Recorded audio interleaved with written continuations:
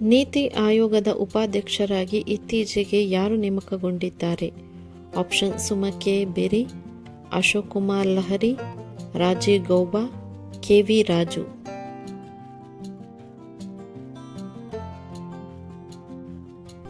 ಉತ್ತರ ಅಶೋಕ್ ಕುಮಾರ್ ಲಹರಿ. ಜಗತ್ತಿನಲ್ಲಿ ಅತಿ ಹೆಚ್ಚು ತಂಬಾಕು ಬೆಳೆಯುವ ದೇಶ ಯಾವುದು? Option Bharat, Brazil, China, America.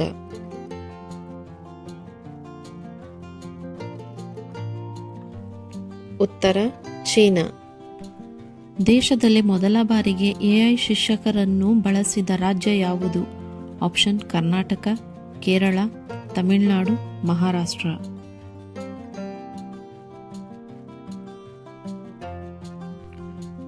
ಉತ್ತರ ಕೇರಳ. ಆಪಲ್ ಕಂಪನಿಯ ಮುಂದಿನ ಸಿಇಒ ಆಗಿ ಇತ್ತೀಚೆಗೆ ಯಾರು ನೇಮಕಗೊಂಡಿದ್ದಾರೆ? Option Tim Cook, John Turners, Jeff Williams, Craig Frederick.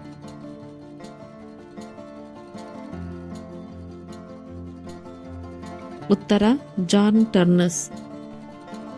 May 2026ರಲ್ಲಿ ನಡೆದ 79ನೇ ವಿಶ್ವ ಆರೋಗ್ಯ ಸಭೆಯ ಅಧ್ಯಕ್ಷತೆಯನ್ನು ವಹಿಸಿದ ದೇಶ ಯಾವುದು? Option Bharat, Germany, Switzerland, America.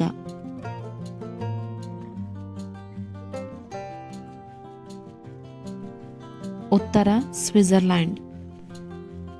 May 2026ರಲ್ಲಿ ಯಾವ ದೇಶವು ವಿಶ್ವದ ಅತಿ ದೊಡ್ಡ ಸೌರ ವಿದ್ಯುತ್ ಪಾರ್ಕ್ ಅನ್ನು ಉದ್ಘಾಟಿಸಿತು?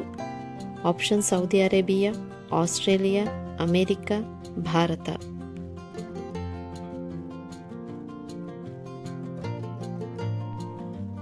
ಉತ್ತರ ಸೌದಿ ಅರೇಬಿಯಾ. 2026ರಲ್ಲಿ ಭಾರತದ ನೂತನ ಚೀಫ್ ಆಫ್ ಡಿಫೆನ್ಸ್ ಸ್ಟಾಫ್ ಆಗಿ ಯಾರು ಅಧಿಕಾರ ಸ್ವೀಕರಿಸಿದರು?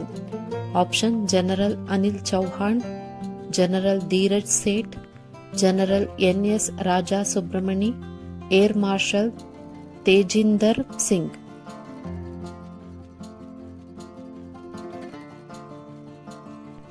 ಉತ್ತರ ಜನರಲ್ ಎನ್.ಎಸ್. ರಾಜಾ ಸುಬ್ರಮಣಿ.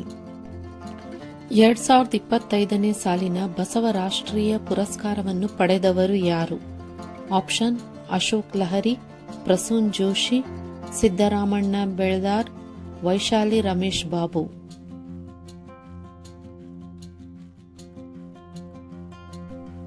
ಉತ್ತರ ಸಿದ್ದರಾಮಣ್ಣ ಬೆಳದಾರ್.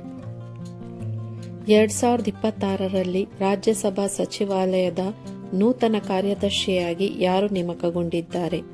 Option P C Modi, doctor K S Somashekar, Harivansh, Utpal Kumar Singh.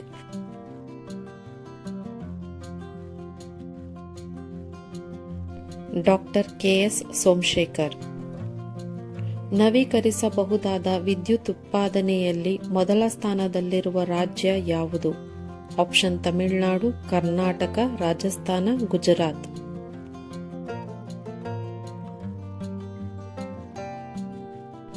ಉತ್ತರ ಕರ್ನಾಟಕ.